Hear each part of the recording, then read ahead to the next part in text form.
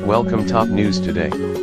A former pornographic actress has suggested she has intimate photos that prove her sexual relationship with President Donald Trump, and MSNBC's Morning Joe explained why those could unravel his presidency.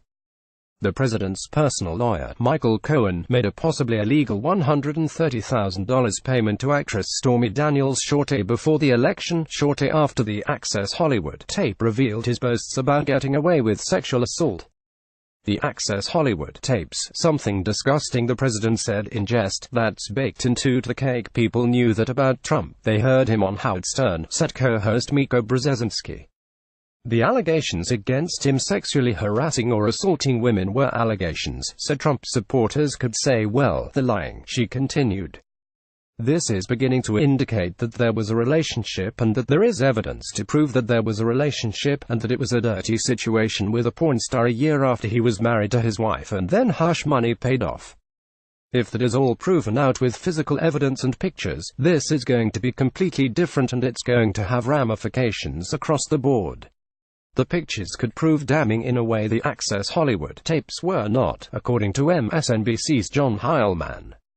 One of the reasons Trump survived the Access Hollywood tape and all of the women who came forward and accused him, some credibly and some less credibly, of sexual harassment or sexual assault was that there never really was a face that got put to those scandals.